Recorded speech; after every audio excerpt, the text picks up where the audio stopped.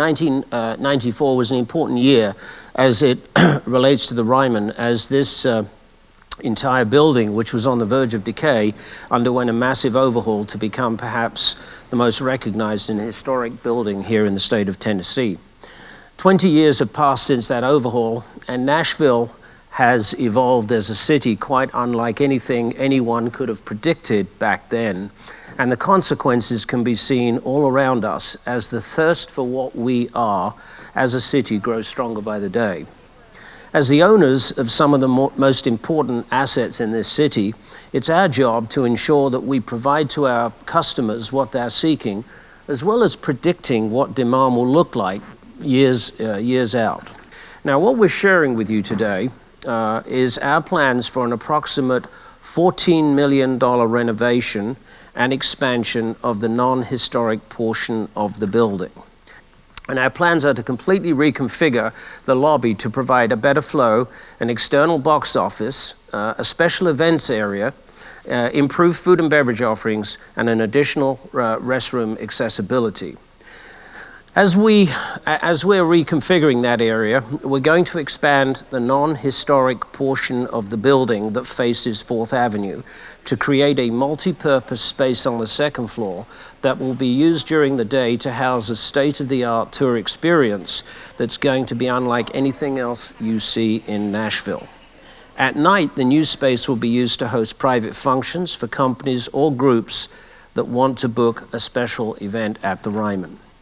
The expansion will also enlarge our retail store from its current 800 square feet to 1,300 square feet. We're adding a 2,300 square foot cafe area on the front that will have indoor and outdoor seating and will give our tour and concept patrons another way to experience the Ryman with their friends and family. We are not going to touch this church and that part of the building. It would be sacrilegious. It would be like going into the Sistine Chapel with a paintbrush. It would just be wrong. Huh? This might be struck by lightning, yeah. I think there's a chance that it would be worse than that. Just on timeline, it's our hope that the renovation expansion will be completed in time to welcome Butch, the 2015 CMA Music Festival. To accomplish this feat, as I said a second ago, we'll be before the planning folks here in the next a week or so and breaking ground late summer. So to be a state that's a leading spot for tourism, it makes a difference to have unique spots. And if you talk about unique spots in Tennessee, it's hard to find one that's more unique than this. We're excited.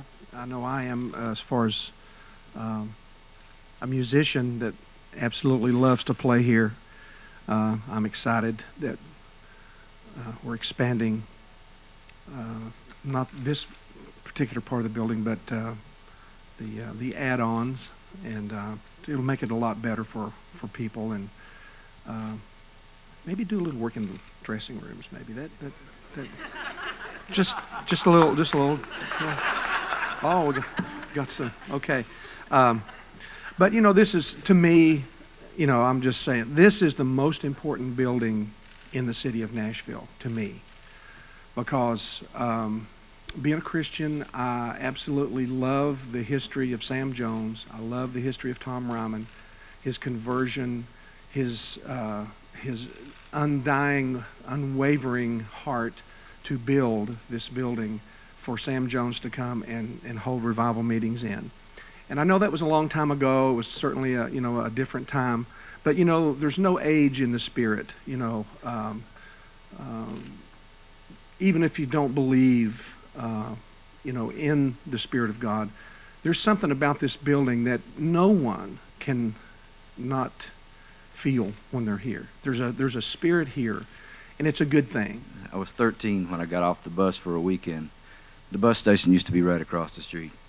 And the fellow that was supposed to pick me up didn't show up at 2 o'clock in the morning. So I thought I was at the wrong place, so I walked around the street and came face to face with the Ryman.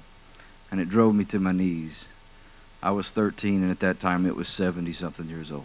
And it was tired, and she was sick, and she was in bad need of love and repair.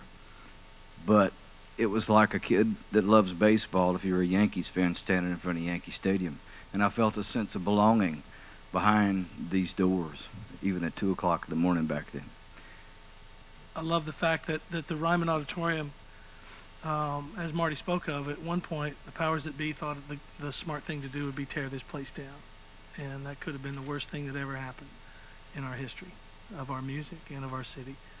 And to see the care that Steve and Sally and Colin and Pete and everybody that takes care of this place, they have one thing to me that seems to be the most important. They have reverence over commerce in their hearts, and that speaks volumes.